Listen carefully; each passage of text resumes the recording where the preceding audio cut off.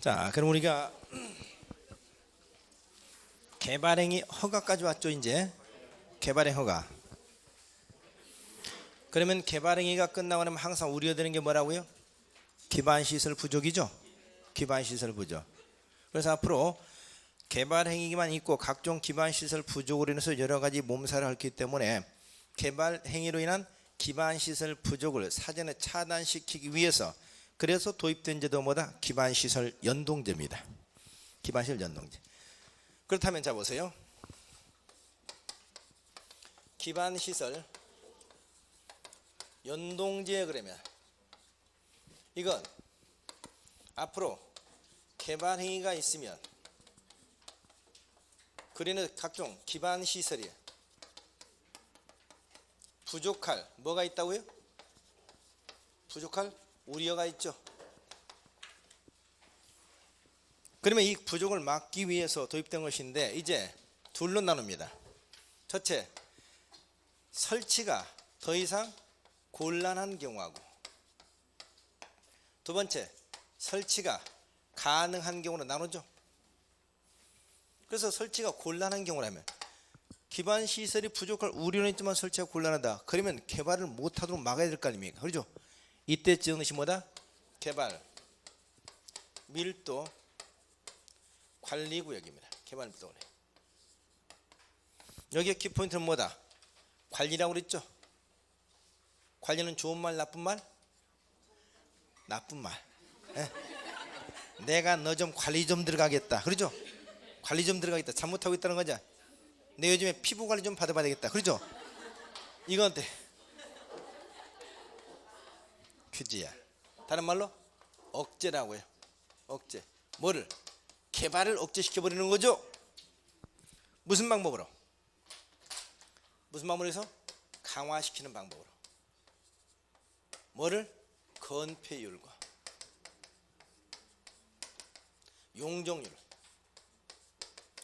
건폐율과 용적률을 강화시켜서 개발을 억제시켜버린다. 그때는 개발 밀도 관리구입니다. 관리. 그러니까 더 이상 개발을 못해 막아버리는 거죠. 이게 개발 밀도 관리구이야. 또 하나는 가능한 적이야. 가능한 적이면서 뭐예요? 기반 시설 부담구역을 지정해. 기반시설 부담구역.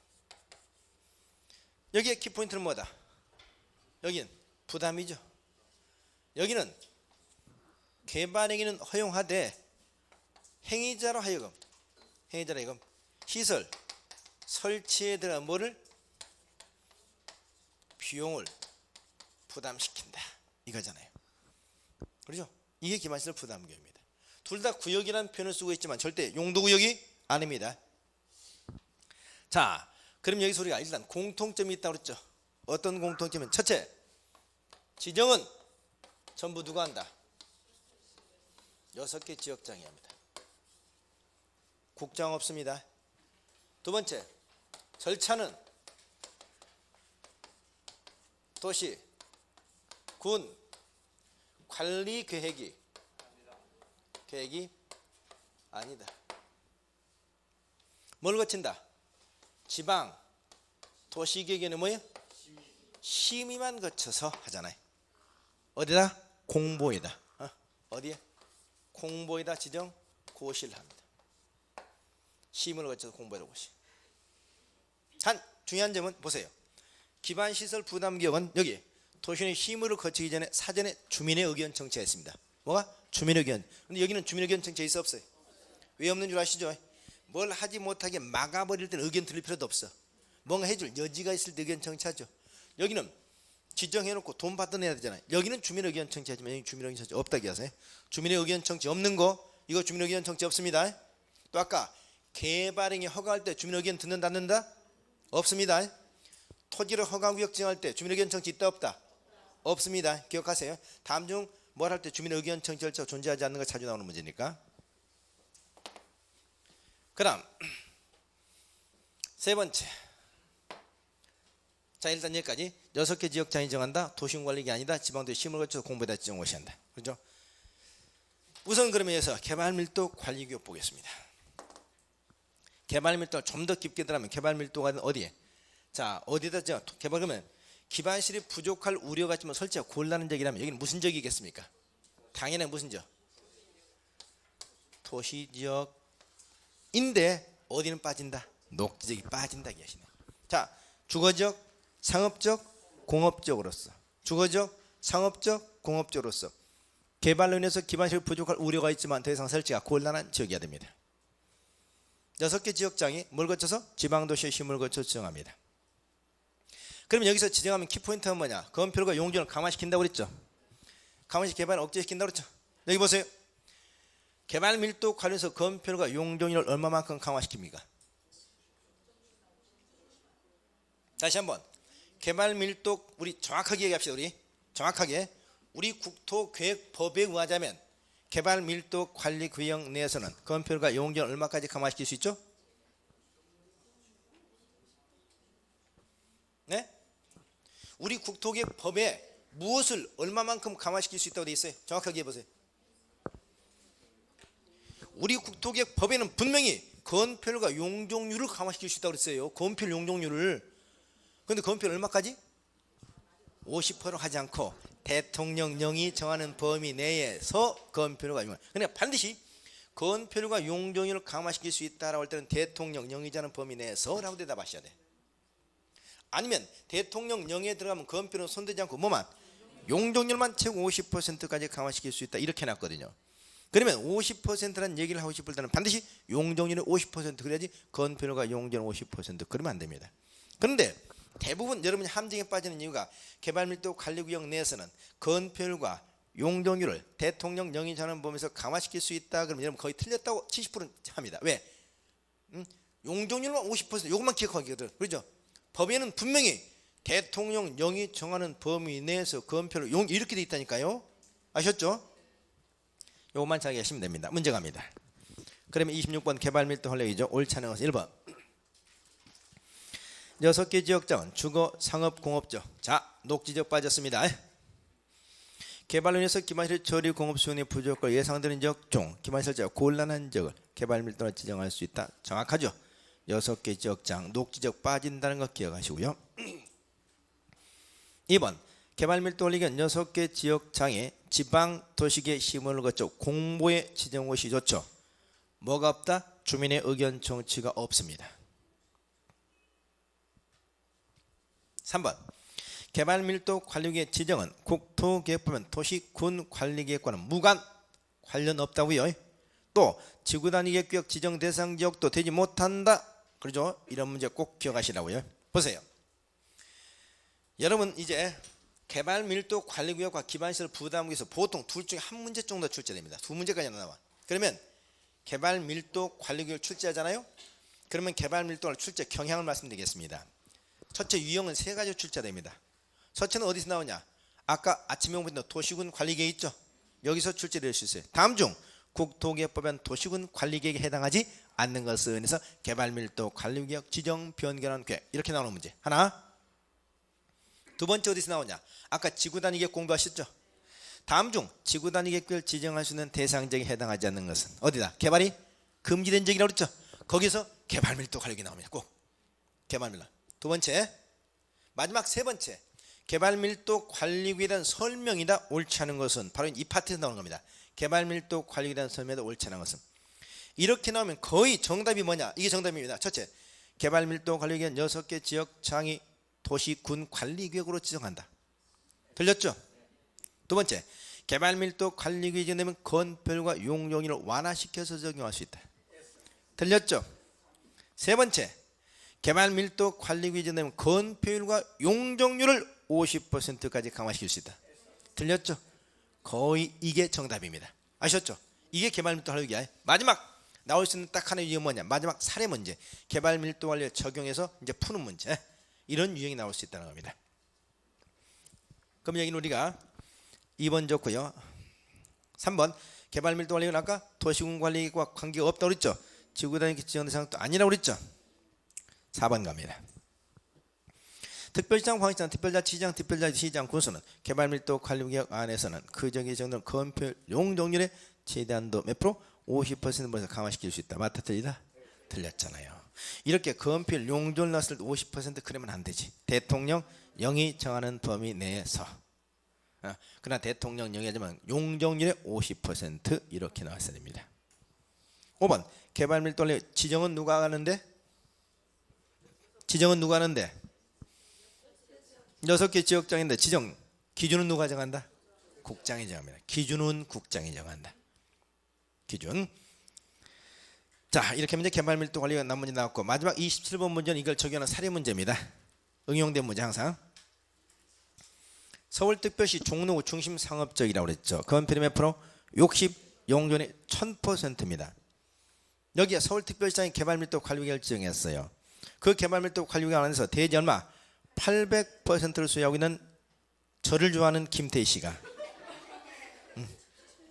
김태희 씨가 판매 시설을 건축하고자 합니다.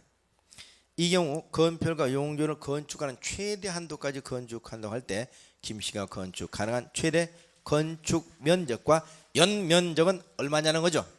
이때 건폐율과 용적률을 최대 한도까지 감안시켰다고 그랬죠. 층고라든가 별도의 제한은 없다고 그랬습니다. 항상 가장 좋은 문제는 그것을 응용한 사례 문제야. 이런 얘기죠.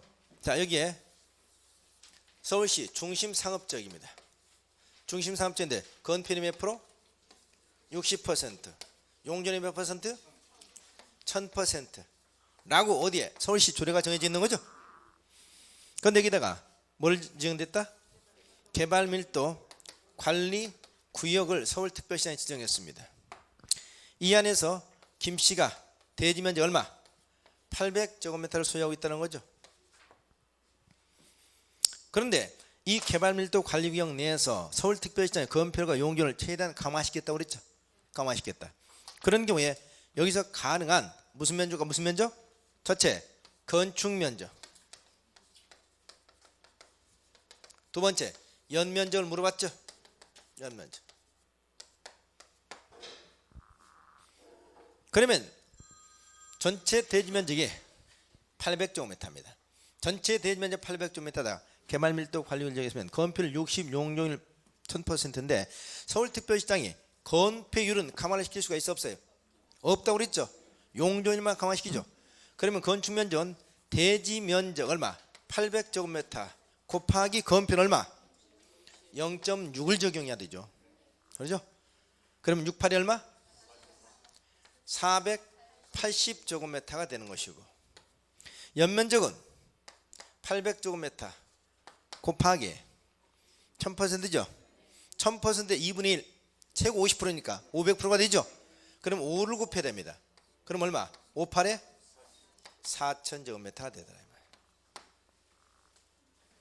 그렇죠? 그러면 건축면적은 최고 480제곱미터, 연면적은 최고 4000제곱미터까지 가능하다는 얘기입니다. 됐죠? 건폐율은 손대지 않았죠. 이게 개발밀도 관리구역입니다. 그러니까 개발밀도 관리구역이 되면 원래는 어떻습니까? 4천이 아니고 8천까지 건축하는 거죠. 8천까지 건축하는데 4천까지 뚝 떨어지니까 건축물이 반으로 뚝 떨어진다고 해요. 그러면 개발을 더 이상 안 하려고 그러잖아. 그래서 개발이 둔화되는 거죠. 둔화됨으로써 기반시설 부족을 막을 수 있다는 얘기입니다. 이게 개발밀도 관리구역. 됐죠? 자, 그러면 개발밀도 관리구역 24번, 25, 27번, 26번, 28번 두 문제를 통해서 완벽하게 다 정리가 끝났습니다. 그럼 28번은 이제 뭐다? 기반 시설 부담 구역입니다.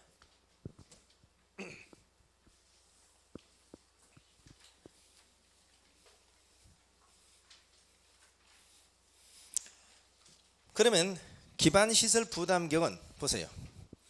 똑같아요. 6개 지역 장이 지정해요. 지정할 때 뭘 거친다? 주민의 의견 청취 플러스 도시견의 심의. 도시견의 심의, 주민 의견 청취가 들어갑니다. 왜? 떡 줄 사람 의향을 물어봐야 되니까. 그러면 자 보세요. 하나 그림 하나 그리겠습니다. 여기 기반시설 부담 구역을 지정했습니다. 누가? 6개 지역장이. 지정하게 되면 여기서 얼마이네? 1년 내 뭘 해야 되죠?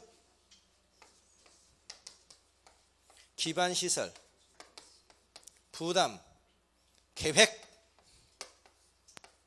요걸 수립해야 됩니다. 기반시설 부담계획 또는 기반시설 설치계획이라고 그러죠. 만약 안 했다 1년 이내 그러면 그 다음날 어떻게 되죠? 기반시설 부담계획 뭐가 된다? 뭐라고요? 뭐라고요? 실효가 아니야. 이거 하나 유일하게 해제가 간주된 걸로 봅니다.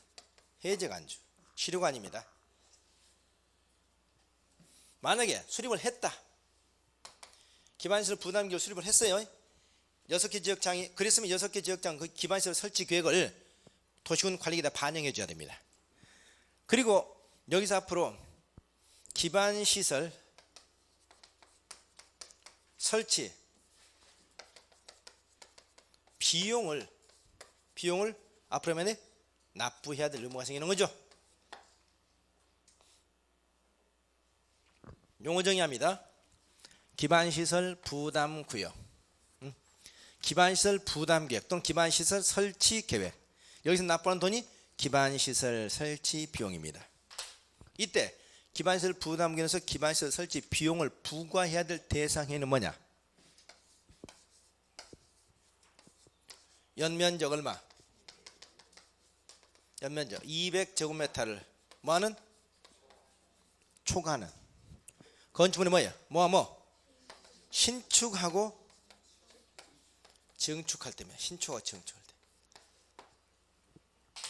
200 초과입니다. 60평 초과는 건축물 신축 증축 절대 개축이나 개축 재축 단순한 형질 변경 이때는 대상이 아니라는 기억하세요. 이때 이 기반시설 설치 비용을 부과는 부과권자 누구죠? 6개 지역장입니다. 언제까지 부과하죠? 건축허가 받은 날로부터 2개월 이내. 건축허가 받은 날로부터 2개월 이내 부과시킵니다. 그러면 납부자 의무자는 언제까지 납부하죠? 사용승인 신청시까지 납부해야 됩니다. 사용승인 신청시까지. 만약 사용승인 신청시까지 납부하지 않게 되면 뭐 할 수 있다? 강제 징수가 가능합니다. 무슨 세? 지방세 체납 처분에 따라서. 자, 이게 기반시설 부담계획제도입니다.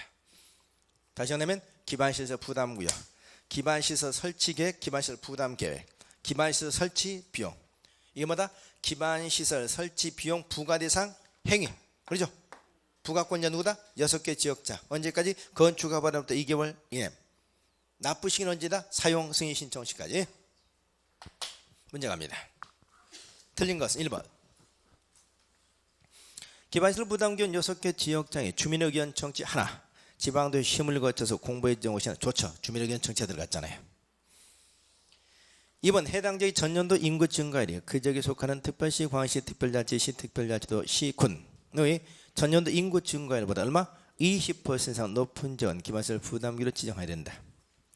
여러분 기반시설 부담 6개 지역장이 지정한다고 그랬죠? 그런데 6개 지역장이 지정할 때 두 가지가 있습니다.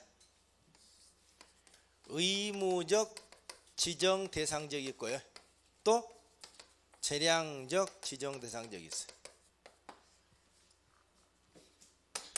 그런데 기반시설 부담계획 의무적으로 지정해야 될 대상지 4군데가 있다고요. 자, 어떤 지라고 그랬죠? 6개 지역장이 반드시 기반시설 부담계획 지정해야 될 지역. 뭐라고 그랬습니까? 보세요. 지속적인 개발 행위가 기대되는 지역. 앞으로 지속적인 개발 행위가 기대되고 있는 지역은 기반시설 부담계획을 반드시 지정을 해야 됩니다. 자, 첫 번째 보세요. 첫째, 법령의 제정 개정으로 행위제한이 뭐가 되는죠? 완화돼. 법이 제정 개정된 행위제한이 강화된다면 모르겠지만 완화되고 있잖아. 그럼 지속적인 개발에 나타날 가능성이 크죠? 두 번째 뭐죠? 용도 지역 등이 변경되거나 해제되어 행위제한이 완화된 적이죠. 그럼 여기서 용도 지역 등이라고 해서 용도 지역, 용도 지구, 용도 구역을 말하는 겁니다. 이게 변경 해제돼서 행위제한이 뭐가 되래? 완화. 자, 해볼까요? 자연환경 보전지역이 계획관리지로 변경된다. 되나요? 자연환경 보전지역 계획관리로 규제가 완화되죠? 2번 고도지구가 해제된다. 고도지구가 해제된다.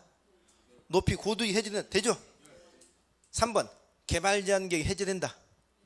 되죠? 4번 4번 계획관리적이 생산관리로 변경된다. 계획관리적이 생산관리로 변경하면 규제가 강화되잖아요. 그렇죠? 이게 두 번째입니다. 세 번째가 뭐죠? 인구 증가율이죠. 세 번째가 개발잉 허가 건수죠. 전년도에 비해서 개발잉 허가 건수 몇 프로? 20% 이상 증가된 적이죠. 마지막 네 번째 뭐죠? 그 지역이 잘 들어보셔야 돼. 그 지역이 속하는 그 지역의 인구 증가율이 그 지역에 속하는 특별시황시, 특별자치시, 특별시군 인구 증가율, 전년도 인구 증가율 몇 프로? 20% 이상 증가된 적입니다. 근데 이 네 번째를 자꾸 거의 95%또 착각을 하죠. 해보겠습니다. 해보세요. 여러분이 앉아있는 부산광시 동래구 온천동 이 지역을 지금 기반시설 부담구로 지정하려고 해요. 근데 이 지역에 올 한 해 동안 인구 증가율이 몇 %냐? 인구 증가율이 다시 한번 부산 이 지역이 속하는 지역이 부산광역시죠. 부산광역시 전년도 인구 증가율이 3%였어요. 한 해 동안. 그럼 이 지역을 동래구가 동래 원천도 이 지역을 기반시설 부담구로 지정하면 인구 증가율이 적어도 몇 % 이상? 몇 %야? 20%니까 얼마? 여기를 23% 이렇게 대답하시면 안 돼요. 20%니까. 대부분 사람들 20%를 갖다 20% 그냥 생각해보면 23%가 아닙니다. 부산광역시 전년도 인구 증가율이 3%잖아요.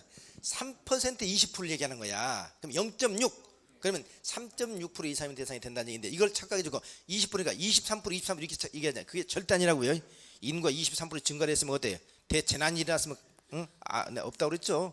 이걸 잘 하시면 안 돼요. 네 가지입니다. 다시 첫째, 법령의 재정 계절 행위자니 완화. 두 번째, 용도지역 등이 변경 해제 행위자 완화. 세 번째, 개발행 허가 건수가 20% 이상 증가, 인구 증가율 20% 증가. 이런 점에 여기는 의무적 지정 대상 계획입니다. 자, 2번 좋죠. 3번 6개 지역장 기반시설 부담계 지정된 경우는 대통령령으로 정하는 바에 따라서 기반시설 설치 계획을 1년 이내에 수립해야 되며 이를 도시군 관리에 반영해야 된다. 도시군 관리에 반영 밑줄 그어보세요. 맞는 얘기입니까? 네? 또 여기서 도시군 관리 계획만 나오면 또 즐겁을 하는 사람들이 있어. 무슨 말이냐 보세요. 이걸 지정하는 절차가 도시군 관리 계획이 아니다 이 말이야. 지정하는 절차는 도시군 관리 계획이 아니죠. 그럼 지정했어. 지정하면 도시군 기반시설 부담계획을 수립해야 되죠. 이 계획을 그 지역에 부산광역시 도시군 관리 계획에 반영해 주라는 얘기입니다. 반영해 주라. 이게는 맞는 얘기입니다. 그럼 도시군 관리는 무조건 틀렸다 그거 버리면 안 돼요. 잘 이해하셔야 돼요. 좋은 얘기입니다. 4번 기반시설 부담계 지정 시절부터 1년이 된 날까지 기반시설 설치와 수립하지 않으면 그 1년이 된 다음 날에 기반시설 명령 해제되는 걸로 본다. 항상 다음 날입니다. 쉬루가 아닙니다. 5번 6개 지역장이 기반시설 부담계에서 200주민들 초과죠. 건축물 증, 개축, 조처 행위에 대해서는 기반시설 설치 비용을 건축 허가 받은 날부터 얼마 이내 2개월 이내에 부과해야 되며 납부 의무냐 이를 사용 승인 신청 시까지 납부하여야 한다. 좋습니다. 하여야. 자, 건축물의 증축, 개축 들렸죠? 뭐하뭐 신축과 증축, 신축과 증축이라고 나왔어야 됩니다. 개축이라는 것은 있는 건축물 똑같은 규모로 건축했기 때문에 서로 인구가 들어온 게 아니죠. 그래서 여기를 또 건축이라고 바꿔버리면 되는데 안 됩니다. 신축, 증축, 신축, 증축 꼭 기억하세요. 정답 5번입니다. 자, 그렇다면 기반시설 연동제, 기반시설 부담교, 개발밀도, 관리교. 여기서 더 이상 틀린 문제 이제 없죠. 그렇죠? 이제 틀리기 없기입니다. 틀리기 없기. 그 다음 29번 장기밀집행 도시원 시설 매수 정우죠. 일단은 29번 문제도 지금까지 우리 시험에서 거의 100% 나왔다고 그랬죠. 그러니까 우리가 국토기획법에서 몇 문제 나온다? 12문제 나오잖아요. 그럼 12문제에서 거의 3문제는 정해져 있죠. 자, 아까 나왔던 개발행 허가 문제 한 문제, 두 번째 지구단위 계획 문제 한 문제, 장기밀집행 시설부지 매수청은 한 문제. 이건 거의 매년 지금까지 다 출제돼 왔어요. 그러면 29번 장기밀집행 도시원계 시설부지 매수청구는 29번 문제가 나오든가 아니면 이 제도가 문제점이 자꾸 발생했기 때문에 2년 전부터 뭐가 나왔어? 30번 해제 권고 나오죠. 거기 도시경 시설 결제 해제 권고제도 큰 목차도 밑줄 그어보세요. 해제 권고제도 이게 또 새로 나왔죠. 그러니까 29번 문제 나오든가 30번이 나오든가 아니면 29번 30번을 접목시켜서 나오든가 이 문제가 또 하나 나올 거다. 그럼 29번 먼저 갑니다. 옳지 않은 것은 1번 우리 헌법재판소에 장기밀집행 도시연계 시설 부지에 관하여 종전 무슨 법이? 도시계획법이 있었죠. 도시계획법이 손실보상에 관한 규정을 두지 않은 입법 부작위 밑줄 한번 그어보세요. 입법 부작위 다른 말로 이걸 뭐라고 하냐 입법 불비라고 합니다. 입법 불비 이것은 헌법상 사유재산 보장제도에 불합치 밑줄 헌법상 사유재산 보장제도에 불합치한다는 결정을 인하여 손실보상 가름 밑줄 제도로서 헌법에서 처음 도입된 제도다. 완벽한 문장입니다. 이 문장은 우리 여러분 잊고 계시겠습니다만은 우리가 지금 현재 공부하고 있는 국토개혁법이 역사가 그렇게 오래된 법률이 아니라고 그랬죠. 국토개혁법 역사가 몇 년 됐어요? 2002년도에 새로 나왔으면 불과 13년밖에 안 됐어요. 에? 그럼 2002년까지 무슨 법이 있었다? 도시계획법이 있었다고요. 종전 도시계획법이 40년 동안 우리 역사의 가장 중요한 법으로 자리매김하고 있었는데 그 도시계획법에 장기간 집행되지 않고 있는 도시연계 시설을 부지에 관해서 손실보상 규정이 없었다고요. 그래서 토지소유자 그러니까 헌법재판 위헌소송을 제기했어. 그리고 헌법재판소가 어떤 결정을 했어? 왜 손실보상 규정을 도시계획법에 안 뒀느냐? 안 뒀느냐? 이걸 법을 두지 않았다. 이걸 입법 부작위, 입법 불비라고 그래요. 이것은 헌법상 사유재산권 침해에 당한다. 그래서 종전 도시계획법에 관해서 우리 헌법재판소 어떤 결정을 했다고요? 위헌 결정을 내린 게 아니야. 위헌 결정, 헌법 불합치 결정. 헌법 불합치 결정 내립니다. 그래서 우리 헌법 불합치 결정에서 종전 도시계획법이 무효가 됐죠. 그래서 새로 제정된 법률이 현재 국토개혁법이야. 그러면 국토개혁법은 손실보상 규정을 둬야 되죠. 근데 직접 손실보상하라는 규정을 둔 게 아니라 손실보상에 가름하는 제도를 대신 뒀는데 이게 뭐다? 매수청구 제도다 이 말이지. 예. 그래서 직접 손실보상 규정을 두었다. 아니야. 또 위헌 결정 내렸다. 아니야. 또 보세요. 자, 종전 도시계획법에서 손실보상을 하지 않는 것이 사유재산권 침해다. 손실보상을 하지 않는 것이 사유재산권 침해다. 그러면 틀려요. 손실보상 하지 않은 것을 문제 삼은 것이 아니라 손실보상 규정이 없는 것을 문제 삼아요. 규정이 없는. 그래서 규정을 두란 얘기죠. 자, 그래서 이건 실제 우리 시험에서도 판례가 한번 또 출제된 적도 있고 헌법재판 판례 이거 잘 기억하세요. 정확한 문장 그대로 기억하기 바랍니다. 2번 매수청구의 대상은 도시연계 시설 결정을 한 도시군계획 결정 90년 10년 이내 사업이 집행되지 않은 이죠. 집행되지 않은 다른 말로 보다 시행되지 않은 이죠. 그런데 실시계획이 인가된 경우는 매수청구가 있었어요. 실시계획 인가됐으면 사업시행에 들어간 걸로 봅니다. 안 돼. 그래서 실시계획 인가된 경우는 죄입니다. 지목대. 자, 여러분 매수 청구의 요건은 10년 미집행 지목대입니다. 뭐라고요? 10년 미집행 지목대. 단 실시계획 인가됐으면 매수 청구를 못한다. 2번 3번 매수 청구의 대상은 토지 하나며 시장 구성의 매수를 청구해야 되나. 여기 보세요. 매수 청구권자는 누굽니까? 매수 청구권자 누구야? 네, 매수 청구권자가 누구냐면 반드시 지목이 대인 토지 소유자. 지목이 대인 토지 소유자. 그럼 매수 청구의 대상은 뭡니까? 매수 청구의 대상 토지만입니까? 토지와 건축물과 정착물까지입니다. 토지와 건축물, 정착물까지. 네 번째, 매수 청구는 누구에게 합니까? 매수 청구는 누구에게 해요? 누구에게 매수 청구하느냐라고 물어보면 뭐라고 대답을 하세요?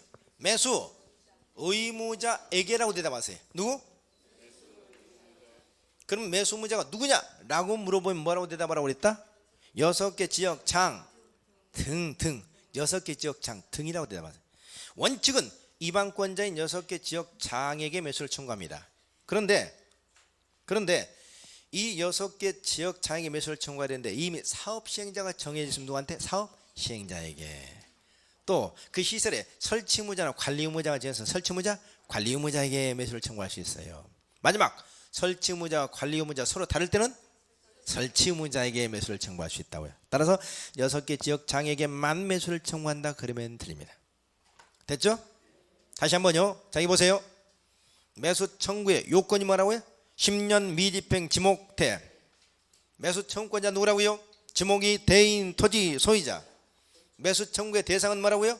토지와 건축물, 정착물. 매수 청구는 누구에게 한다고요? 매수 의무자.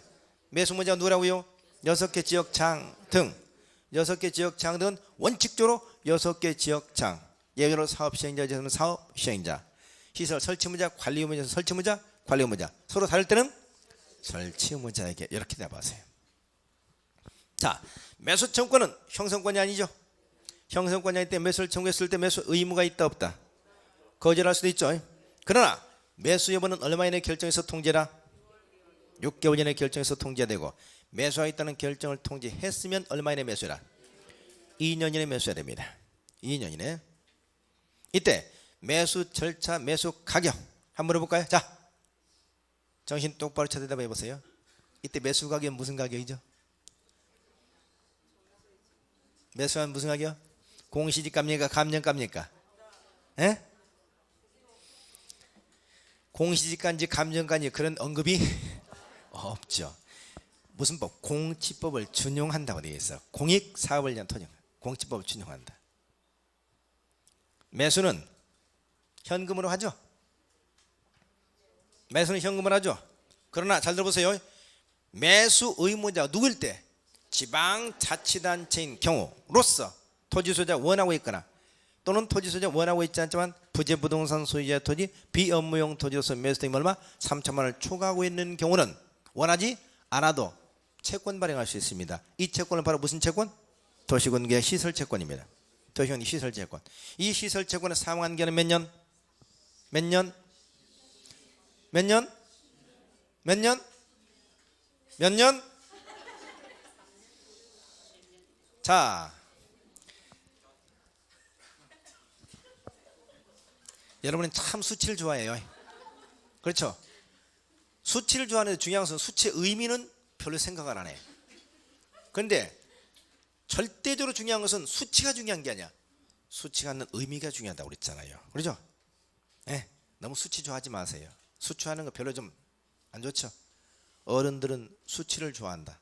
네, 어른이 됐다는 것은 그때부터 수치를 좋아하는 순간부터 어른이 됐다. 어린 왕자 간 얘기예요. 그렇죠? 그러니까 어떻습니까? 수치는 앞에 있는 의미가 정확하게 있어야 돼. 앞에 있는 얘기나 뒤에 있는 얘기. 그렇죠? 제가 누누이 강조했지만 전에 뭐라고 그랬어요? 엄마, 나 오늘 학교에서 달리기에서 1등 했는데, 그런 엄마가 야, 너 잘했다고 모두 사주고 모두 사는데 조금 있다 몇 명이 있던데? 2명이. 그러면 1등이라는 게 별 의미가 있어 없어? 잘하긴 잘했지만 큰 의미가 없잖아요. 100명 중에서 1등 한 거하고 2명 중 1등 다르잖아요. 그러니까 항상 1등, 2등 할 때도 몇 명 중에서 하는 일은 꼭 해주셔야 되죠. 그러니까 수치가 나올 때는 반드시 1개월 전에 2개월 전에 언제부터 1개월 언제부터 딱 얘기하고, 그 다음에 수치 뒤에 우리 공법에서 항상 수치가 거기서 끝나는 게 수치 다음에 조례를 정한다. 이렇게 나와버리면 앞에 있는 수치가 아무런 의미가 없어. 그렇죠? 도시원계 시설채권 상환기간이 몇 년이라고요? 10년이 아니라고요. 10년 범위 내에서 6개 지역 조례가 정한다 이거야. 그러니까 부산광역시 조례는 지면 5년 있다고. 5년. 근데 10년 10년 그러면 돼 안 돼? 안 되잖아요. 항상 수치가 나올 때는 앞뒤 얘기를 정확하게 해주세요. 에? 그래서 우리가 10년 범위에서 조례가 정한답니다. 조례 정한다. 자, 일단 문제가 뭐겠습니까? 그래서 3번 매수 청구의 대상은 토지 하나며, 토지 하나는 잘못됐죠? 토지, 건축물, 정착물. 시장으로서 매수를 청구하네. 잘못됐죠? 매수 의무자에게, 또는 누구? 6개 지역 장 등에게. 이렇게 나왔어야죠. 4번 매수 청구는 형성권이 아니므로 매수무자, 매수무에 있는 것은 아니며, 매수무자 지방자치단체인 경우 반드시 비업무용 토지로서 매수금액 일정 금액을 초과하는 경우는 초과금액의 하나의 시설채권을 발행해 이를 매수할 수도 있다 줬죠. 근데 꼭 여기도 함정이 보세요. 매수 의무자는 현금 또는 채권으로. 맞아 틀려? 매수 의무자는 현금 또는 채권으로. 맞아 틀려? 틀렸잖아요. 채권이 나오려면 반드시 지방자치단체가 전제가 돼야 돼. 지방자치단체. 5번 매수 청구를 받은 매수 의무자는 6개월 이내 매수비를 결제해서 통보해야 되며, 또 통보를 한 얼마 이내 2년에 매수해야 되고, 만약 이를 매수하지 않는 경우 토지사는 국토개법 56조 뭘 받아서 개발행위? 허가를 받아야 됩니다. 그래서 3층에 단독주택 제1종 근린생활시설 제2종 근린생활시설 설치가 가능하죠. 단 2종 중에서 제외되는 것 꼭 언급해 주셔야 되죠. 단란주점, 안마시설, 노래 연습장, 다중생활시설 4가지는 제외된다. 이걸 꼭 언급해 주시고 공작물 설치가 가능하다 이 말이죠. 됐죠? 요거 잘 기억하셔야 돼. 그러면 이 제도는 좋은 제도다 나쁜 제도다? 당연히 좋은 제도. 그렇죠? 왜? 저는 이런 제도 전혀 없었기 때문에. 그런데 이 제도는 여전히 문제점이 많다고 그랬죠? 어떤 문제점이 있다? 매수를 청구하는데 몇 년을 기다려야 돼? 10년. 매수를 청구하면 매수를 해주는 거야? 안 해줄 수도 있어. 그러면 10년이 지나면 매수를 안 해주면 허가를 받아서 3층에 단독주택 건축해서 써야 되죠. 10년을 또 썼던 20년이 경과된 다음날 뭐라고 한다? 없었던 일을 하자. 20년이 경과 다음날 실효가 돼버리잖아요. 그럼 20년 지난 다음에 실효가 돼버리면 그 토지는 피해를 봤어 안 봤어? 엄청난 피해를 봤죠. 처음 10년 동안 전혀 이용을 못했고 두 번째 10년 동안 기껏해야 3층짜리 단독주택 건축 10년을 썼잖아요.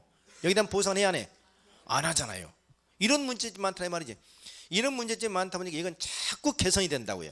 그래서 이 제도의 문제점을 시정하기 위해서 나온 제도가 바로 30번 재작년부터 신설되지 해제권고제도입니다. 해제권고제도. 자, 도시공개 시설 결정 해제권고제도 바로 이제 못한 것은 물어봤습니다. 1번 6개 지역 장은 도시공개 시설 결정고시는 도시공개 시설에 대하여 설치할 필요성이 없어진 경우 첫 번째 밑줄 그 고시로부터 10년이 지날 때까지 해당 시설 설치하는 도시공개 시설 사업이 시행되지 않은 경우 10년 뒤에 시행되지 않은 경우 두 번째 밑줄 현황 하나 동그라미 단계별 집행계획 둘 동그라미 해당 지방에 보고해야 된다. 이게 보고 의무입니다.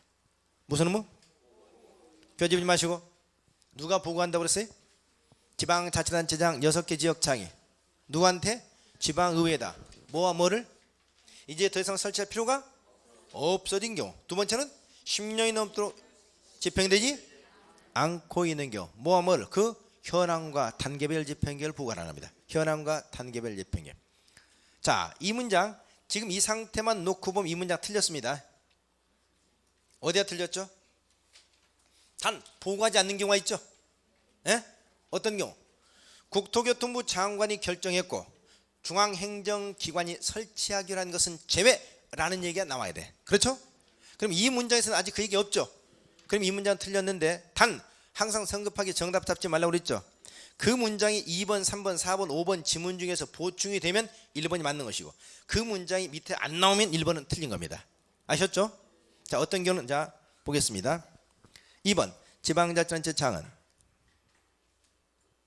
지방의회 보관 장기비 집행 도시원시설 등 중 도시원계 시설 결정에 해되지 아니한 장기비 집행 도시원시설에 대해서 최초로 지방에 보고한 때로부터 몇 년마다? 2년마다 주기적으로 보고해야 됩니다. 2년마다 주기적 보고. 3번 국토교통부 장관이 결정 고시한 도시원계 시설 중 관계 중앙행정기관의 장이 직접 설치하는 시설은 보고해서 좋죠. 이 문장이 이렇게 나와주니까 1번이 맞는 거야. 만약 이 문장이 없으면 1번은 틀린 거죠. 아니면 1번 뒤에다 단서력을 붙여줘야 돼. 아셨죠? 그리고 어떤 사람은 성격사 5번까지 다 읽지도 않고 1번, 2번 나오면 그냥 1번, 2번 체크하고 그냥 넘어가는 사람 있죠. 근데 이런 질문이 이렇게 밑에 나오면 1번 정답이 달라지는 거죠. 그런 이상 너무 성급해하지 마시고 5번까지 읽으세요. 읽어요. 그 대부분의 경우는 정답을 1번 쪽에다 정답을 넣는 것보다는 5번 쪽에다 정답을 넣는 경우 많습니다. 습관적으로 문제를 만드는 사람들이. 그러니까 가급적이면 1번 좀 보고 바로 정답 가지 말고 가급적 5번까지 꼭 읽으시라고요. 3번 4번 보고를 받은 지방의회는 해당 6개 지역장에게 도시경제 시설 해제를 뭐 할 수 있다? 권고할 수 있습니다. 자, 보고는 의무상, 해제 권고는 재량상이야. 권고는 재량상이라고요. 문제는 뭐냐? 권고할 수 있다고 그랬죠? 권고에다 동그라미 딱 쳐보세요. 뒤에다 쳐보니까 뭐야? 재량상이라고. 근데 재량상 뒤에다 적어보세요. 기속성이 있다고. 다시 말해서 해지를 권고할 건가 안 할 건가는 재량상인데 해지를 권고를 했으면 기속령을 가져. 그럼 해지를 해야 된다는 겁니다. 해지를 해야 된다. 그럼 5번 가겠습니다. 해제를 권고받은 6개 지역장은 특별한 사유가 없으면 해제 권고받은 날로부터 얼마이네? 1년이네. 도시군관리 결정, 해제를 위한 도시군관리를 결정하여야 한다 라고 그랬죠. 결정하여야 된다. 결정하여야 된다. 해야 된다는 얘기죠. 맞아 틀려요? 맞아 틀려요? 맞아요? 그럼 정답이 없네? 에? 여기 보세요. 정신을 똑바로 차리고. 보고한 사람이 누구야? 보고한 사람이 누구야? 6개 지역장이죠. 보세요. 특별시장, 광시장, 특별자치시장, 특별자치도시장, 시장, 군수죠. 지방의회에다 보고했죠. 지방의회가 6개 지역장에게 다시 권고했죠. 이 6개 지역장이 전부 다 도시군 관리계 결정권이 있어? 누구는 결정권이 없어요? 시장으로서는 결정권이 없잖아. 근데 1년에 해제해야 된다 그러면 안 되지. 자, 1년 이내 해제를 위한 도시군관리 결정해야 된다. 다만 누구는? 시장, 군수는 누구에게? 도지사에게 해제 결정을 신청하여야 한다. 신청해야 된다. 그러면 도지사는 신청을 받은 날로부터 얼마이네? 1년이네. 신청을 받은 날로부터 1년에 해제를 위한 도시군관리계획을 결정하여야 한다라고 되어 있었잖아요. 그러니까 시장 우수 빼고 남은 자 특별시장, 광역시장, 특별자치시장, 특별자치도시장 결정권이 있잖아요. 그러니까 권고받은 날로부터 얼마이네? 1년 이내 해제를 해야 되는 거고요. 그러면 시장 우수는 도지사에게 결정을 신청하게 되면 도지사는 결정 신청을 받은 날부터 얼마이네? 1년 이내 해제를 위한 도시군관리 결정해야 됩니다. 만약 해제하지 못할 정당한 사유가 있으면 그 사유를 6개월 이내에 소명하도록 되어 있습니다. 해제를 하지 못하면 해제를 하지 못하는 사유를 얼마 이내? 6개월 이내에 소명해야 한다. 이 말이죠. 자, 이게 해제 권고제도입니다. 됐죠? 그럼 해제 권고에서 키포인트 가장 중요한 것 중에 하나가 아까 모두 보고하는 거 아니죠? 국장이 결정했고 중앙행정기관의 장이 직접 설치하는 것은 제외된다는 것 기억하시고, 해제 권고를 받으면 6개 지역장이 모두 해제하는 게 아니고 시장으로서는 결정을 신청해야 한다는 거. 그렇죠? 요거 또 해제를 하지 못하면 6개월 이내에 소명해야 된다는 거. 이게 해제 권고제도입니다. 그러니까 결론적으로 보세요. 그럼 29번의 문제점이 많이 해소됐죠? 이제 10년 지나면 해제를 보고를 해야 되고, 보고를 받은 사람이 지방의회가 해제를 권고하게 되면 해제를 해야 되죠. 이제 해제를 해버리기 때문에 이제 매수 청구할 수 있는 경우가 현저하게 줄어들게 됐잖아요. 그래서 30번 문제가 굉장히 좋은 제도죠. 그래서 29번, 30번 이렇게 보완이 된 겁니다. 자, 이렇게 해서 우리가 장기임대 시설부지 매수 청구까지 정리했습니다. 31번 보겠습니다. 31번은 국토기반 도시원계 시설사업 시행자, 시설사업 시행 토지 등의 수용이죠. 바르지 못하고 물어봤습니다. 자, 교재 보지 마시고요. 우리 공법에서 타인 토지의 강제 수용이 총 몇 번 나온다고 그랬다. 타인 토지의 강제 수용이 몇 번? 4번. 도시원계 시설사업, 국토개법, 도시개발사업, 도시정비사업, 이 세 개 사업은 중차는 공익사업이죠. 이 세 개 사업은 타인 토지의 강제 수용이 인정되고, 네 번째 주택건설사업이 있죠. 주택법. 이건 도시군계획사업은 아니면서도 불구하고 타인 토지를 갖다 수용을 허락하고 있죠. 토지 수용이 4번 나옵니다. 이때 토지 수용은 한 문제는 매년 어디선가 꼭 걸려요. 심지어는 2문제까지 출제된다고 그랬습니다. 그러면 여기 첫 번째 도시군계 시설사업이죠. 보세요. 여기는 학교를 건설한다, 도로를 건설한다, 공원을 조성한다. 시설사업이죠. 사업 시행자 정해지면 사업 시행자 이 토지를 갖다 어떻게 매수해야 돼? 원칙은 뭐야? 협의 매수잖아요. 협의 매수인데 협의가 이루지 않게 되면 강제 수용을 통해서라도 타인 토지를 수용할 수 있다는 거죠. 첫째, 수용의 주체 누굽니까? 수용의 주체 도시원계 시설사업 시행자입니다. 도시원계 시설사업 시행자 누구? 행정청, 비행정청 묻지 않는다는 겁니다. 두 번째 수용의 시기는 언제부터다? 도시군 관리계획 결정고 시후가 아니라 실시계 고시 이후로 하죠. 실시계 고시 이후. 세 번째, 수용의 대상은 뭐다? 토지와 건축물, 정착물, 권리까지. 토지, 건축물, 정착물, 권리까지 수용할 수 있죠. 네 번째, 수용 방법 기억나시나요? 여기 보세요. 수용 방법 3가지. 시설부지 내에 있는 토지나 건축물은 사업시행자 자유롭게 수용할 수 있다. 그렇죠? 이게 뭐다? 당해 토지 등은 당의 토지 등은 수용 사용의 대상이라고 그랬죠. 두 번째, 시설 부지에 인접하고 있는 토지나 건축물은 사업시행자 뭐 할 수 있다? 확대해서 사용할 수는 있지만 뭐는 못한다? 수용할 수는 없다. 수용할 수 없다. 세 번째, 수용하고 남은 토지, 잔여지가 있는데 잔여지가 종래 목적에 이용하기 곤란할 땐 그 토지를 수용해달라고 청구할 수 있다. 이거 말한다. 잔여지 수용 청구권. 자, 당의 토지 등은 뭐다? 수용 사용의 대상. 인접지 등은 확대 사용의 대상은 되지만 뭐는 못한다? 수용할 수는 없다. 잔여지가 더 이상 종래 목적에 사용하기 곤란할 때 수용을 청구할 수 있다. 세 가지. 그럼 보상 방법은 사전 현금 보상입니다. 됐죠? 그럼 여기서 중요한 것은 수용의 주체가 모든 시설 사업 시행자라는 거, 수용의 시기가 실시기의 고시 이후라는 점, 그 다음에 수용의 방법 세 가지, 이것만 기억하시면 됩니다. 아주 중요하고, 이 문제 여기서만 한 해 두 문제 나온 적도 있습니다. 여기 토지 수용에서만. 자, 그러면 바르지 못한 1번, 토지를 수용할 수 있는 자는 행정처 아닌 시행자도 포함된다. 행정처 비행정처 다 된다는 얘기죠. 2번, 사업시행령 실시기의 고시 이후 토지 등의 수용 사용 가능하며 이에 대한 재결 신청 사업시행 기간 내에 좋죠. 실시기의 고시 이후입니다. 절대 도시군관리 결정 후 시간이 아니야. 재결 신청은 언제나 사업시행 기간 내죠. 3번, 토지 수용되는 공지법 제자적 공익사업성 해당 여부를 묻지 않는다고 그랬죠. 예, 이게 중차는 공익사업이 이미 많지는 알고 있기 때문에. 네 번째, 사업시행자 토지를 수용하고 남은 잔여지 있죠. 일정한 경우 밑줄 소유자가 수용을 청구할 수 있다. 좋죠. 일정한 경우는 어떤 경우? 종래 목적에 이용하기 현저히 곤란한 경우. 종래 목적에 이용하기 현저히 곤란한 경우 수용을 청구할 수 있다는 얘기입니다. 다섯 번째, 시설 부지에 인접하고 있는 토지나 건축물, 기타 물건 등에서는 확대 수용, 사용할 수 있으며 수용 등 수용이 빠져야 되죠. 이에 대한 보상은 사전 현금 보상 특례를 인정하여 사후 현물 보상이 아니고 사전 현금 보상입니다. 사전 현금 보상. 자, 그래서 5번이 잘못됐습니다. 토지 수용. 자, 여기까지 잠시 쉬겠습니다.